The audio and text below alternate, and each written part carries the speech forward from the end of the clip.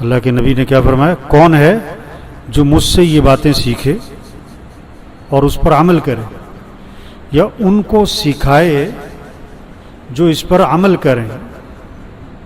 ایک طلب پیدا کی، کون ہے؟ حضرت ابو ہریرہ رضی اللہ عنہ نے عرض کی، اللہ کے رسول میں سیکھوں گا، اس پر عمل کروں گا اور انہیں سکھاؤں گا جو اس پر عمل کریں۔ تو آپ صلی اللہ علیہ وسلم نے میرا ہاتھ پکڑ لیا۔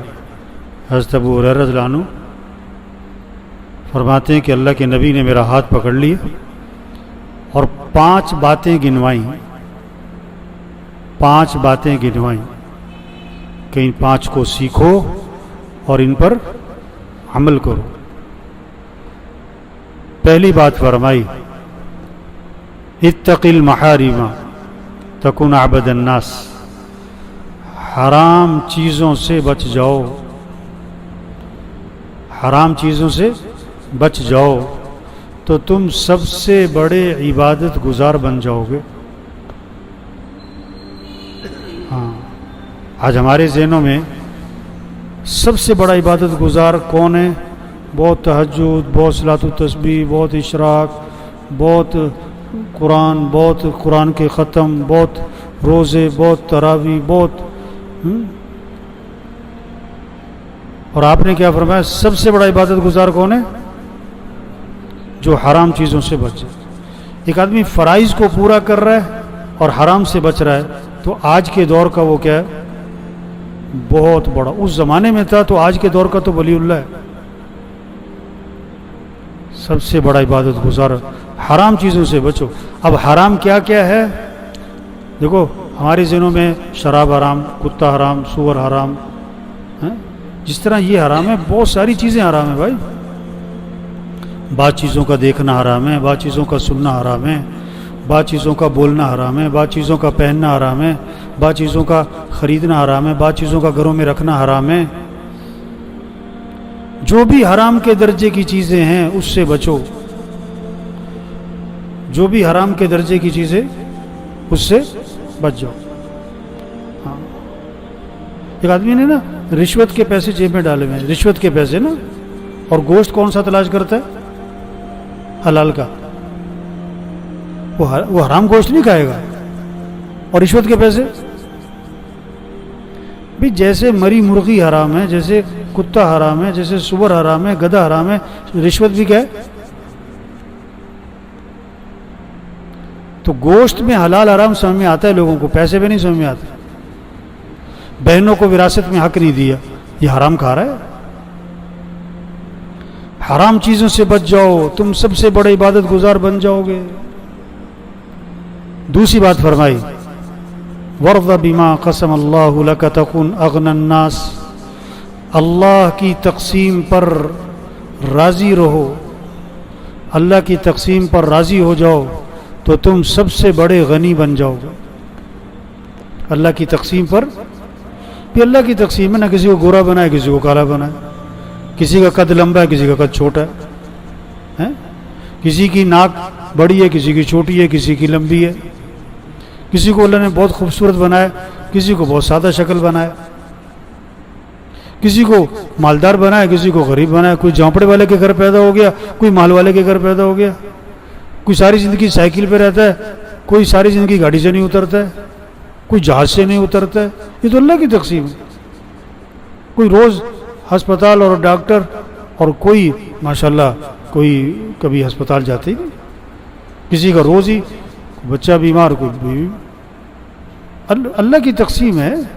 اب کسی کا بچہ معذور ہے، اب اس میں آدمی کیا کر سکتے؟ یہ اللہ کی طرف سے۔ اللہ کی تقسیم پر راضی رہو۔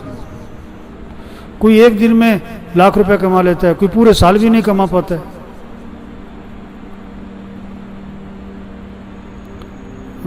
کسی کو مزدور بنایا ہوا ہے، کسی کو مل کا مالک بنایا ہوا ہے، کسی کو مل کا چوکیدار بنایا ہوا ہے۔ اللہ کی تقسیم پہ راضی رہو تو تم سب سے بڑے غنی بن جاؤ۔ اللہ پر اعتراض نہ کرو۔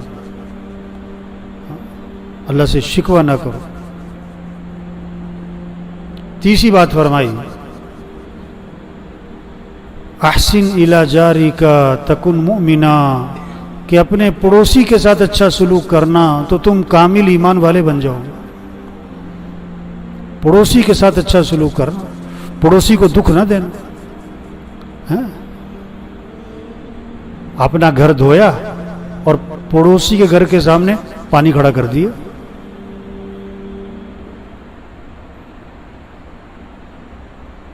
اپنے گھر کی صفائی کی اور کوڑا کہاں ڈال دیا؟ پڑوسی کے گھر کے سامنے کوڑا ڈال دیا۔ نہیں، پڑوسی کو دکھ نہ دینا۔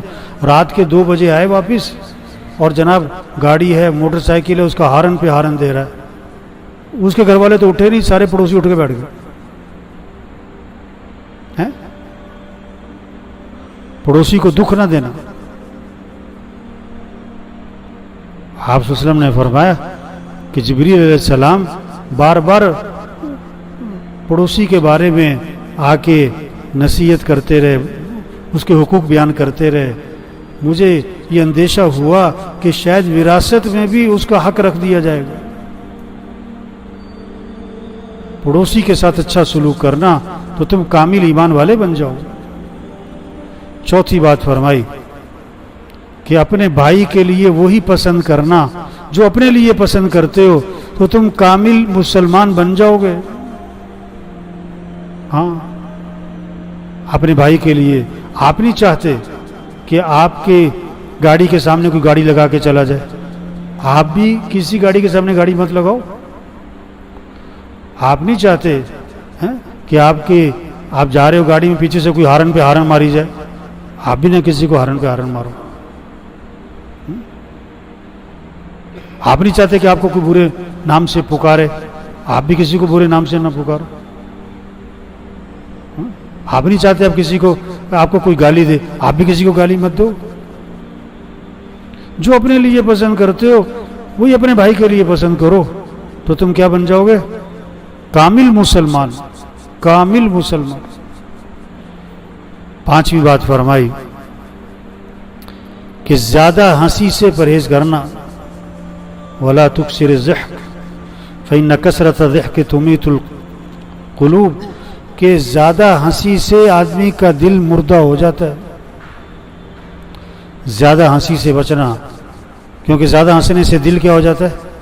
مردہ ہو جاتا ہے۔ اور وہ کہہ کے لگ رہے ہیں، ہنسی مذاق کی مجلسیں ہر وقت لگی ہوئی ہیں، تو دل مردہ ہو جاتا ہے۔ اور جب دل مردہ ہو جاتا ہے پھر نیکی کا شوق نہیں رہتا، اعمال کا شوق نہیں رہتا۔ اور جب دل مردہ ہو جاتا ہے تو اچھائی اور برائی کی تمیز ختم ہو جاتی ہے۔ تو یہ 5 نصیحتیں آپ صلی اللہ علیہ وسلم نے حضرت ابو ہریرہ رضی اللہ عنہ کو فرمائیں کہ ان کو سیکھو اور ان پر کیا کرو؟ عمل کرو، اور انہیں سکھاؤ جو اس پر عمل کرے۔ تو سب نیت کرو بھی ان 5 پر عمل کرنا ہے انشاءاللہ، اور انہیں سکھانا ہے جو اس پر۔ آپ نے یہ حدیث سنی، آپ دوسروں کو جا کے سنو۔ اللہ کے نبی نے کیسے شوق پیدا کیا کہ کون ہے جو سیکھے گا میرے سے، اور پھر ہاتھ پکڑ کے سکھایا، ہاتھ پکڑ کے محبت کی وجہ سے، شفقت کی وجہ سے، تعلق کی وجہ سے 5 چیزیں سکھائیں۔ پھر اللہ سب کو عمل کی توفیق نصیب۔ اگر یہ بیانات سننا چاہتے ہیں تو ہمارے channel The Way of Islam کو سبسکرائب کریں۔ جزاک اللہ۔